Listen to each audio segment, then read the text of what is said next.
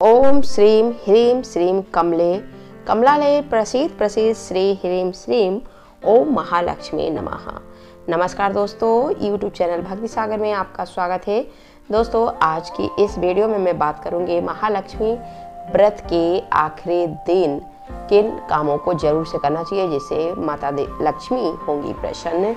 तो चलिए दोस्तों, वीडियो को शुरू करते हैं। महालक्ष्मी का व्रत जो होता है वो माता लक्ष्मी जी की कृपा पाने का एक उत्तम समय होता है और यह व्रत जो है 16 दिनों तक चलता है और इन 16 दिनों में आप माता लक्ष्मी का पूजन करके माता लक्ष्मी को प्रसन्न कर सकते हैं और मैया की कृपा प्राप्त कर सकते हैं। यह व्रत भाद्रपद माह के शुक्ल पक्ष की अष्टमी तिथि से शुरू होता है और आश्विन माह के कृष्ण पक्ष की अष्टमी तिथि पे इस व्रत का समापन होता है। साल 2025 में महालक्ष्मी का व्रत 31 अगस्त से शुरू हुआ था और अब 14 सितंबर 2025 यानी रविवार को इस व्रत का समापन होएगा। तो इस व्रत को करने से धन संबंधी समस्याओं से मुक्ति मिलती है, साथ ही जीवन में सुख समृद्धि और सौभाग्य की भी प्राप्ति होती है। तो ऐसे में महालक्ष्मी व्रत के आखिरी दिन आप कुछ खास उपायों को कर सकते हैं जिससे धन की देवी माता लक्ष्मी जी की कृपा आपके जीवन में हमेशा बनी रहे, आपके परिवार के ऊपर बनी रहे। महालक्ष्मी व्रत के आखिरी दिन आप विधि विधान से माता लक्ष्मी जी की पूजा करिए और इसके लिए आप सबसे पहले सुबह जो है घर के साफ सफाई करके स्नान वगैरह करके और उसके बाद अपने घर के पूजा स्थल की सफाई करिए और उस जगह पे गंगा जल का छिड़काव करिए। इसके बाद आप एक चौकी लगाइए, चौकी पे लाल कपड़ा बिछा लीजिए, उस पर माता लक्ष्मी जी की मूर्ति या चित्र को स्थापित करिए। सबसे पहले गणेश जी और नवग्रहों का पूजन करिए। अब माता लक्ष्मी का पंचामृत से स्नान कराइए, एक कलश स्थापित करिए। कलश में जल, सुपारी, हल्दी, अक्षत, कमल गट्टा और पंच पल्लव डालकर आप उसके ऊपर एक चुन्नी लपेटा हुआ जो है नारियल स्थापित करिए और महालक्ष्मी जी का श्रृंगार करिए। उसके बाद जो है पूजा में आप 16 श्रृंगार का सामान माता लक्ष्मी को अर्पित करिए। पूजा में आप कमल, दुर्वा, अक्षत, रोली, धूप, दीप, फल, मिठाई और दक्षिणा आदि माता लक्ष्मी को चढ़ाइए और अंत में देवी लक्ष्मी जी की आरती करिए। और सभी लोग जो प्रसाद के आपके घर के जो जितने मेंबर हैं उन सभी में जो है माता लक्ष्मी को चढ़ी चीज़ों का प्रसाद वितरित करिए। महालक्ष्मी व्रत के दिन अंतिम दिन आप देवी लक्ष्मी की विधिवत रूप से पूजा करने के बाद आप एक कच्चे सूत में 16 गांठ लगाइए और इस दौरान आप महालक्ष्मी के मंत्र का जाप करती रहिए। अब इस गांठ वाली जो कच्चा सूत वाला धागा है आप इस पे कुमकुम और अक्षत लगाकर आप माता लक्ष्मी जी के चरणों में आपको अर्पित कर दीजिए और पूजा संपन्न होने के बाद आप इस कच्चे सूत वाले धागे को आप अपने दाहिने हाथ में जो है बांध लीजिए।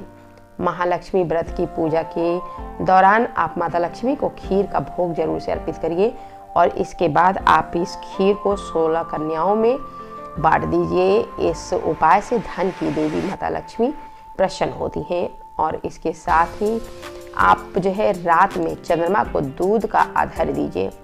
इस दौरान आप ओम श्रीं ह्रीं श्रीं कमले वसले प्रसीद प्रसीद श्री ह्रीं श्रीं महालक्ष्मी मंत्र का जाप करती रहिए। और महालक्ष्मी के व्रत में आप जो शुक्रवार का दिन होता है वो उसका विशेष महत्व होता है।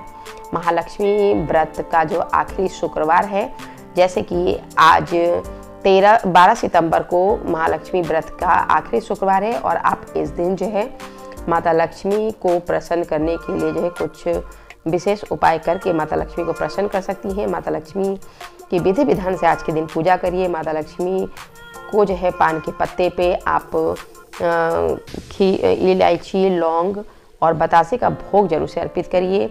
और आप जो है इन 16 दिवसीय व्रत के दौरान आप गरीब और ज़रूरतमंद लोगों को भोजन और वस्त्र का दान जरूर से करिए।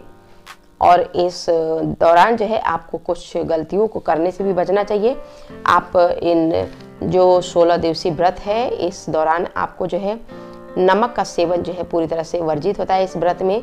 तो इस व्रत के दौरान आप जो व्रत करेंगी आप सिर्फ फलाहार रखकर इस व्रत को कर सकती हैं और अंतिम दिन ब्राह्मण के लिए आप सिद्धा निकालिए और उस सिद्धा का दान करिए। जो 16 श्रृंगार का सामान है माता रानी को आपने अर्पित किया है उसको आप किसी ब्राह्मणी को दान कर दीजिए। माता लक्ष्मी को आपने खीर और पूड़ी का जो भोग लगाया है वह आप किसी गाय को खिला दीजिए।